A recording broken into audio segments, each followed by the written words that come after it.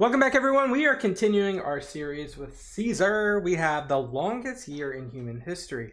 Now, I'm not sure how much this is going to have to do with Caesar, but we do know that this is around Caesar's time. 46 BCE. Lego. Glad you're here with me.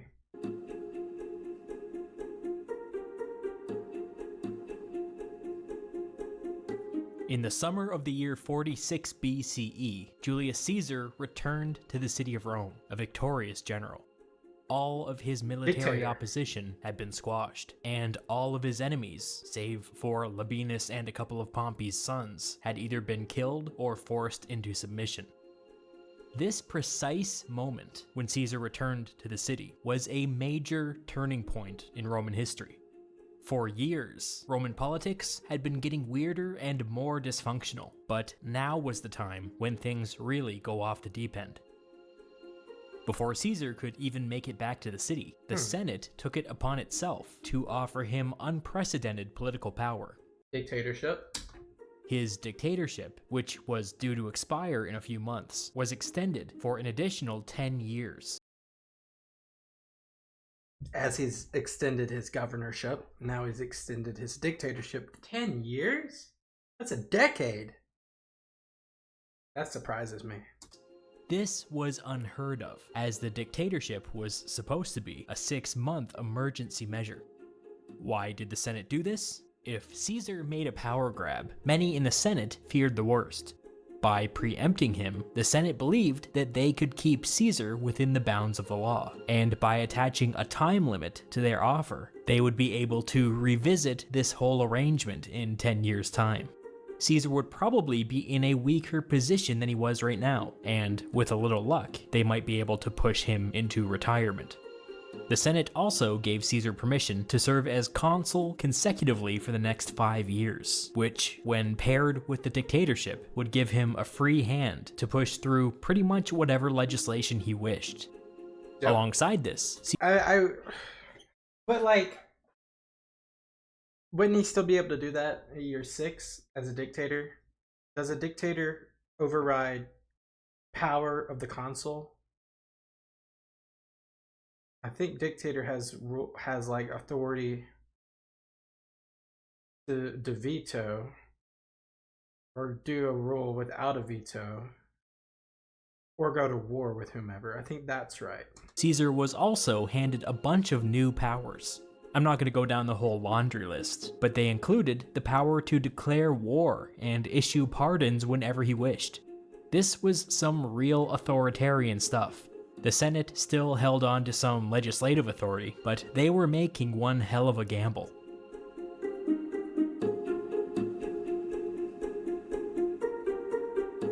When Caesar returned to Rome, he asked the Senate to meet with him outside the Pomerium. He told them that he had conquered new territory for Rome, and that he had been hailed as imperator by his armies. He formally asked their permission to cross the Pomerium under triumph. In fact, he said that he was qualified for 4 triumphs, one for Gaul, one for Egypt, one for Asia Minor, and one for North Africa. Not wrong. It's worth briefly explaining each of these claims. In Gaul, he had annexed a bunch of territory and been hailed as imperator. Gaul was totally legit. In Egypt, it gets more complicated. If you remember, Caesar lost a battle, then won a battle, then negotiated a settlement where he handed a Roman province over to the Queen of Egypt. Giving away a province is kind of the opposite of conquering territory. The Egyptian campaign should not have qualified for a triumph. That makes sense. I agree. I agree with that. In Asia Minor, Caesar won a decisive battle, but all he really did was restore the status quo. That doesn't really count as conquering new territory. Yeah, I do disagree with that one, because if he does nothing, then the territory is gone. So, yeah, you gotta give that to him. You gotta give North Africa to him as well. Although I guess it's debatable. As for North Africa, this one's really complicated. Caesar won a decisive battle, but in this case it was against his own countrymen. For the sake of public relations, Caesar argued that King Juba of Numidia was the brains behind the North African campaign, but this was not true. After Caesar's victory, he shifted some of the Numidian client kingdoms into one of Rome's existing provinces, which is kind of just an administrative thing, but I guess technically counts as conquering new territory. You gotta give that to him, gotta give Asia Minor to him. He basically won it back, and that should count. Of Caesar's 4 proposed triumphs, 3 were questionable. Nevertheless, the Senate signed off on all of them. I'm going to spend a few minutes going through each of Caesar's 4 triumphs, but if this piques your interest at all, you should know that I made a video where I break down each step of the Roman triumph in excruciating detail. We'll check it out later. I'm not too familiar on triumphs, but I do think it's like a parade. Learning about the Roman triumph ruins every parade you see for the rest of your life. Caesar's 4 triumphs would be celebrated on 4 separate days, in the order in which they occurred. Gaul, then Egypt, then Asia Minor, then North Africa. Okay. Let's have some parades! Where are we having them? The conquest of Gaul was Caesar's greatest achievement, and the Gallic triumph would serve as its living monument. Remember Vercingetorix, the so-called King of the Gauls? 6 years ago, Vercingetorix led a united Gallic army that almost succeeded in pushing the Romans out of Gaul.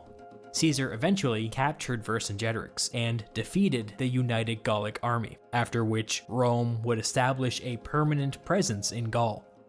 For the intervening 6 years, which included the entirety of the Roman Civil War, Vercingetorix had been rotting in a Roman jail. Why didn't they just kill him? For the triumph. Well, for the Romans, few things were more prestigious than having a foreign king walk in one's triumph. This Roman tendency towards humiliation and cruelty extended Vercingetorix's life 6 years. Caesar's Gallic triumph kicked off with wagons carrying paintings depicting Caesar's various victories over the Gauls. These were followed by even more wagons, hauling captured Gallic treasure. Walking alongside these wagons were an assortment of Gallic prisoners, including the so-called King of the Gauls, Vercingetorix.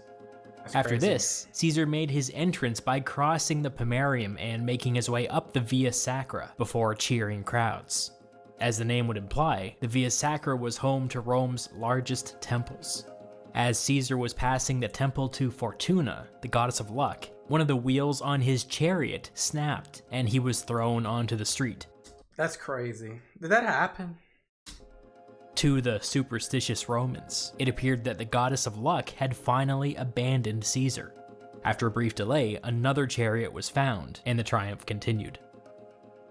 As Caesar approached the Gallic triumph's grand finale, he decided to climb the steps to the temple of Jupiter Optimus Maximus on his knees in an act of penance. Hopefully, the goddess of luck would find this pleasing. After this bit of public humiliation, Vercingetorix, the so-called King of the Gauls, having played his part, was strangled to death. The rest of the Gallic prisoners met the same fate. God. An important part of the triumph is that Caesar's soldiers were permitted to cross the Pomerium and follow behind him along the triumphal route. By the end of the triumph, everybody was pretty loose, if you know what I mean, and it was customary for the soldiers to entertain the crowd by singing rude songs. Suetonius, writing 150 years after the fact, had access to sources that are now lost to us, and went to the trouble of transcribing one of the songs that Caesar's army sang during the Gallic triumph. It went something like this. Romans, watch your wives. Here's the bald adulterous whore. We pissed away your gold and Gaul and come to borrow more. So just like a merriment song. Okay. A few days later, after the partying had settled down a bit, it was time for the Egyptian triumph. As part of the negotiated settlement with Egypt, Caesar had taken Cleopatra's sister and former rival Arsinoe captive. Arsinoe was a former queen herself, and as such, she would become the second monarch to walk in one of Caesar's triumphs. By all accounts, Arsinoe was young, charming, attractive, and probably fluent in both Greek and Latin. We don't know exactly what she said or did, but whatever it was, the crowd immediately took a liking to her. Before too long, people were calling on Caesar to spare her life. Caesar, sensing the mood of the crowd, gave in to popular demand and allowed Arsinoe to take up residence in a Roman temple. Wow. There's no doubt that this move annoyed Cleopatra, but when you think about it geopolitically, Rome having a potential heir to the Egyptian throne in their back pocket seems like a pretty smart move.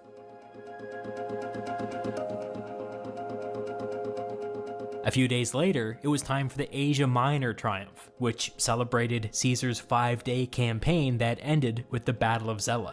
Maybe this is why all the people in North Africa ended their own life, because they thought that this would come for them. You know, they would be in a triumph and they would in ridiculous mortal state of death and despair in front of everyone. I can see why they did. This would have been the weakest of the 4 triumphs, and it's probably no coincidence that none of the ancient sources have anything to say about it. And then, a few days later, it was time for the grand finale, the North African triumph. This triumph was pitched as a celebration of Caesar's victory over King Juba and the Numidians in North Africa. As usual, the triumph kicked off with a bunch of giant paintings. One of the first paintings depicted the Pompeian general Scipio stabbing himself in the stomach and tossing himself into the sea. Many in the crowd understandably found this painting offensive. Why were they being shown the deaths of Romans? Where were the Numidians? Minutes later, another painting came into view. This one depicted the last moments of Cato's life, with the senator laying in bed, ripping out his own intestines with his bare hands. This was disgusting, even by Roman standards. It was now crystal clear that Caesar was much more concerned with celebrating the deaths of his fellow Romans than he was with the defeat of the Numidians. The crowd turned against the triumph. Wow. Minutes later, the prisoners came into view. The most prominent person here was the new king of Numidia, a young child, probably under the age of 6. This child would be the 3rd monarch to walk in one of Caesar's triumphs, which was an incredible accomplishment. 6 walking? Dang, y'all don't play. And a record that would never be broken. But the crowd had no interest in this achievement. They were in a sour mood and found the idea of putting an innocent child to death repulsive. The crowd started. I'm proud of you, Rome. I'm proud of you for not wanting blood from a 6-year-old. To get rowdy, and when Caesar came into view, they angrily demanded that he spare the boy's life. Caesar didn't have much of a choice. He enrolled the young king in a prestigious school, and left it at that. Oh. Mob rule. Okay, 4 triumphs out of the way. Now what? When you add together each of Caesar's 4 triumphs, he hauled 2,000 tons of silver across the Pomerium. Currency conversion across 2 millennia is pretty much impossible, but just so you get a proper sense of scale, that much silver would be worth $1 billion today. The scale of Caesar's personal wealth had grown to that of a small country, and it was time to use that wealth to begin meeting some of his obligations. At the top of his list were his legions, who, in return for sacrificing the veterans, you gotta get them more money, you gotta put them in like a little retirement home. So much, had received nothing but a bunch of Not a retirement home, but a retirement city, actually.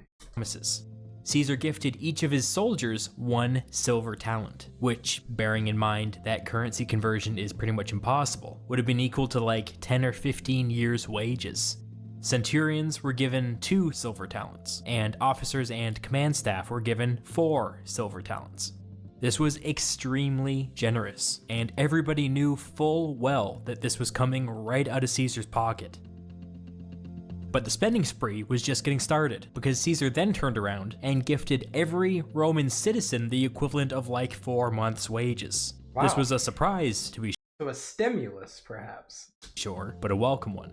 The Roman aristocracy looked down their noses at this blatant political pandering, but since it was a private donation, they were What do you mean he's buying votes? He's gonna be dictator for 10 plus years and y'all approved that.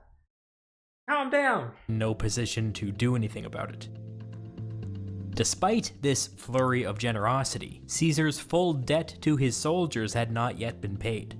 This is a rough estimate, but something on the order of 22,000 soldiers were currently up for retirement, and that number would only grow in the years to come. The Roman state owed every one of these men a plot of farmland and a cash bonus, and it was Caesar's responsibility to make sure that happened. But 22,000 is a big number, and even with unlimited funds, coming up with that much farmland would be tough. This would require a political solution. Luckily, Caesar was at the height of his political power. He had just been appointed dictator for an additional 10 years, and was at the very beginning of a 5-year run as consul. His first move was to push a bill through the Senate, setting up a mechanism through which farmers could sell their land to the government at inflated prices. This meant that Rome's failing farmers would be eligible for a little cash bailout. Of course, since this was a voluntary program, the full redistribution of 22,000 farms would take many, many years. Now that Caesar's veterans were being dealt with, some important political decisions needed to be made. The chaos of the Civil War had devastated the Senate. The size of the Senate tended to fluctuate year to year, but if you assumed perfect health and attendance, it could top out at like 800 members, although in practice, 300 was pretty typical. As you might imagine, the Civil War had pushed a lot of senators into early retirement and, well, death. And by the year 46, Senate membership was down in the danger zone. That seems like not a hard fix, though. Just get a couple more people in there. Some back-of-the-envelope calculations said that there would not be enough qualified senators to properly staff Rome's provinces. Qualified? So there's like a system for this? Caesar would do 3 things to solve this problem. He would expand the pool of available candidates. He would widen the filter that produced qualified candidates, and he would temporarily lower the qualifications themselves. This whole thing was super consequential, and it would ruffle a lot of feathers, so let's get into it. Caesar widened the pool of available candidates by using his dictatorial powers to unilaterally appoint hundreds and hundreds of new senators. Who were these new senators? They were basically everybody that Caesar had come into contact with over the last 15 years. A bunch of these new senators were retired centurions from his legions. It goes without saying that these guys were loyalists. He also appointed a bunch of aristocrats from the small and medium-sized cities that dotted the Italian countryside. Caesar had turned to this group for financial support during the Civil War, and this political kickback only strengthened their loyalty to him. It was a canny move, since these aristocrats were pretty influential. And some of these new senators came from outside Italy. During the Gallic Wars, Caesar had made commitments to some Gallic aristocrats in exchange for their support. Wow. Appointing these Gauls to the Roman Senate was a way of finally making good on these commitments. So Gaul is really being intertwined with Roman politics legitly now. Not just like metaphorically or on the surface, like literally. Let's make a few things clear about these Gauls. For starters, these people had been given Roman citizenship ages ago. Okay. They were fluent in Latin. They wore Roman clothing. So they are Roman. Their children got Roman educations. Nevertheless, the appointment of ethnic Gauls to the Roman Senate caused an uproar. On the streets of Rome, people started telling a joke that went something like this. The Gauls have crossed the Pomerium. They're asking for directions to the Senate House. There was It's not a great joke. It's kind of boring. a lot of loose talk at the time about senators showing up unable to speak Latin, sporting Gallic facial hair, wearing Gallic clothing, practicing Gallic religion, but Sounds like the Romans are bigoted. none of this was true. It was all just wild paranoia. By the time Caesar had finished making all of his appointments, the Senate had quadrupled in size. Over time, the Senate would shrink back down to normal, but this would take at least a generation. As I said before, Caesar had good reasons for packing the Senate, but we shouldn't lose sight of the fact that at its heart, this was a power grab. The vast majority of the Roman Senate were now personally loyal to Caesar. Oh, But yeah. the Senate packing thing wouldn't entirely solve the problem at hand. The only senators that were allowed to serve as governors were the ones who had been elected to one of Rome's two highest offices, consul and praetor. Because of the Civil War, many of Rome's former consuls and praetors were either dead or retired. It would take quite a long time to filter this expanded pool of politicians up the cursus honorum. So Caesar widened the filter by increasing the number of annually elected praetors from 8 to 10. But widening the filter wouldn't entirely solve the problem either. As a stopgap measure, Caesar used his dictatorial authority to appoint a bunch of underqualified politicians to the provinces. Caesar's old job as governor of Cisalpine Gaul went to one of the Senate's lowest-ranked senators, Marcus Brutus. 15 years his junior, Brutus was the son of Caesar's favorite mistress, and despite the fact that Brutus had sided with the Pompeians during the Civil War, Caesar was happy to take him under his wing. Caesar also singled out 10 loyal former praetors, and awarded them with something called the dignity of a former consul.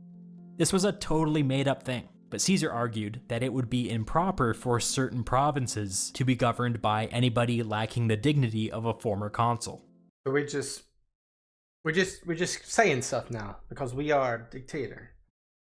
Okay. In truth, it was just a way for Caesar to reward his allies for their years of service. Whatever.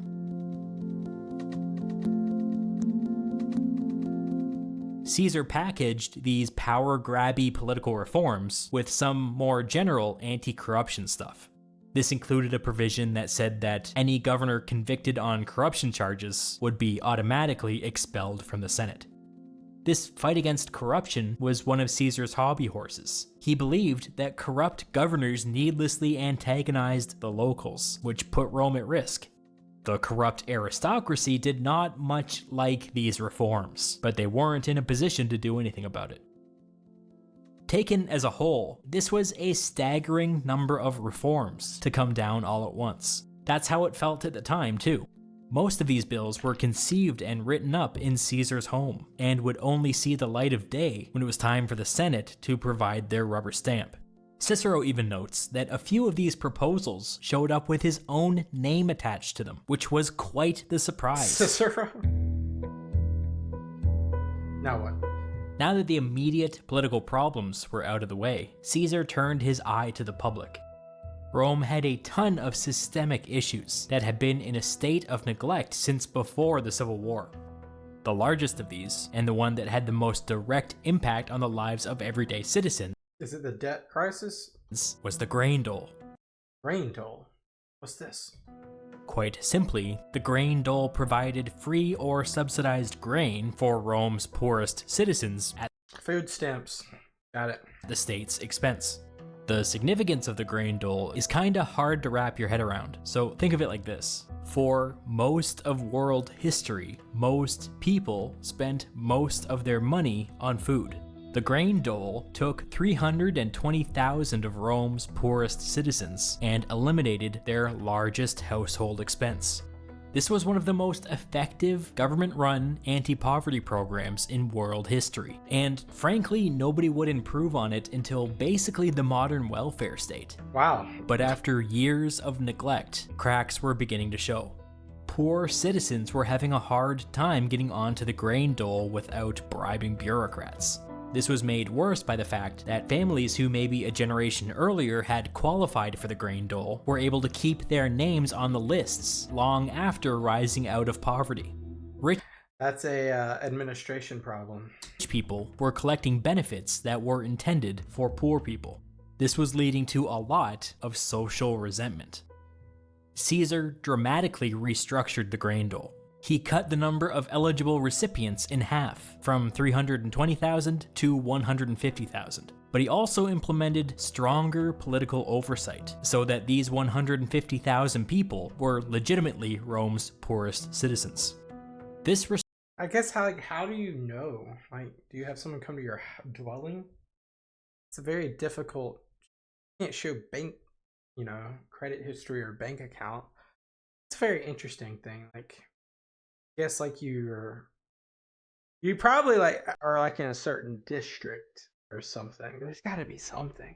restored a basic sense of fairness to the system, and despite the fact that a lot less people would qualify for the benefit, the reforms turned out to be quite popular. When Brutus learned of Caesar's cuts, he excitedly wrote to a friend, saying that Caesar appears to be joining the conservative faction. That friend conveyed Brutus's thoughts to Cicero, who responded, "Join the conservative faction? Is he planning on killing himself?"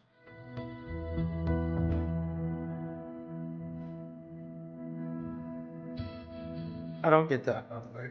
Now that Caesar's major reforms were up and running, he was free to take on a brand new, super secret project. This would be an utterly boring and thankless job, but it was something that had captured Caesar's imagination a while back, and for whatever reason, he was hellbent on tackling it now. What? We're talking about the Roman calendar. Oh. We don't need to go into all the details, but for starters, it was a lunar calendar, as in it followed the phases of the moon. The phases of the moon do not line up with the solar year, which means that lunar calendars always drift out of sync with the seasons. It was the job of the Pontifex Maximus and his College of Pontiffs to monitor this drift and to manually add days to the calendar as needed. That's crazy. Dang, that you just had to keep up with. Dang, and it's only the Romans doing this, probably. Current Pontifex Maximus happened to be Julius Caesar, and as we know, Caesar had been indisposed for like a decade and a half. As a consequence, the Roman calendar was a good 3 months out of sync, which, as far as calendars go, is kind of a catastrophic failure. But what do? Just add 3 months to the end of the year? Caesar had just spent the better part of a year in Egypt, where he learned that the Egyptians used a nearly perfect 365-day solar calendar. Caesar enlisted the help of an Egyptian astronomer named Sosigenes. There's just 5 days at the end. Okay. Caesar enlisted the help of an Egyptian astronomer named Sosigenes of Alexandria, and together they designed a new Roman calendar loosely modeled on the Egyptian system. Like the Egyptian calendar, the new Roman calendar would be 365 days. Good start. But the Egyptian calendar did have some flaws. They evenly divided the year into 12 months of 30 days each, which adds up to 360. And then they manually added in 5 extra days at the end of the year to make the math work. Those 5 extra days were a problem. Under the Roman system, these days would be administered by the Pontifex Maximus, and if administered incorrectly, the calendar would begin to drift again. That would not do. Caesar and Sosigenes wanted this new calendar to run on autopilot, so they took those 5 extra days and peppered them throughout the year, creating a bunch of 31-day months. The month of January, March, May, July, August. February was considered unlucky, and for superstitious reasons, they bumped it back to 28 days, as it had been under the old Dang, that crazy system, and offset this with even more 31-day months. But that's how we use the Gregorian calendar today, but this is based off of Caesarian calendar. According to Sosigenes, even the nearly perfect Egyptian calendar was slightly out of alignment, since it did not take into account the actual length of the year, which was 365 and a quarter days.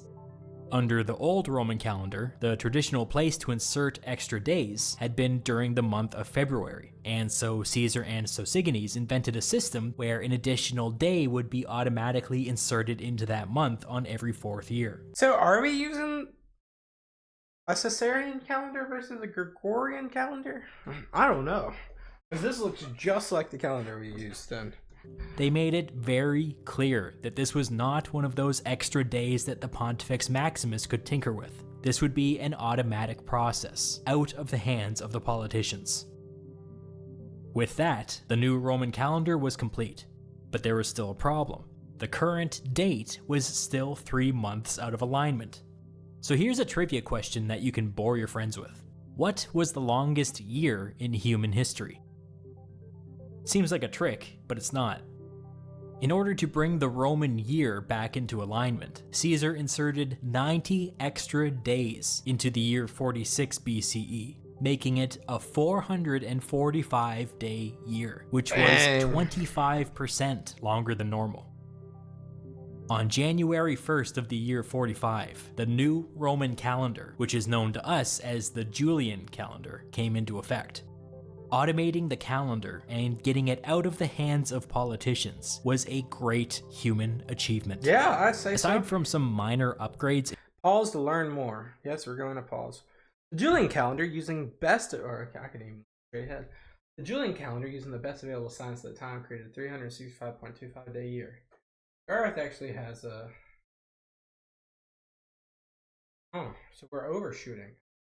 Over the centuries, the Julian calendar drifted out of the Gregorian calendar replaced the Julian calendar in 1582 and brought back the year into alignment by skipping days. Yes, that's another funny.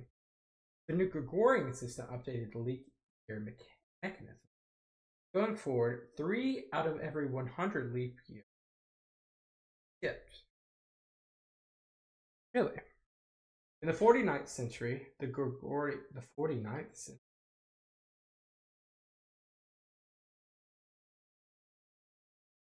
Ways away. The Gregorian calendar will drift 1 day out of alignment. Humans in the future will be able to fix this, but although there are currently no plans, this minor imperfection is acceptable. It's crazy. In the 6 more. While Caesar was busy in Rome, something was happening out in the provinces. Without warning, the Spanish governors began writing in, requesting reinforcements. Of course. Before Caesar could even act, Rome's 2 Spanish provinces had fallen to the enemy. Didn't somebody go there? I forget who went there. Somebody went there. I forget who it was. What enemy? Caesar's old right-hand man Labienus. I knew it was that snake. Had joined forces with 2 of Pompey's sons. Rome's disgruntled Spanish legions had eagerly gone over to their side. Caesar had been caught entirely flat-footed. Apparently, the Roman Civil War wasn't over yet. Yes, it's over. This is a rebellion. Do-do-do-do. Alright, we got another one to watch, guys. I'm excited. It's a battle that's coming up. This was a really good episode, really just encapsulating, after Caesar returned home, what went down, the politics, the reforms, talking a little bit about the economy. The calendar thing's very interesting as well. Really a wholehearted episode. Now we're going to get into battle. I'm excited about that. Sure you'll join me when we get there. Yeah, thank you guys so much. Hit that subscribe button as always. Peace out. Bye-bye.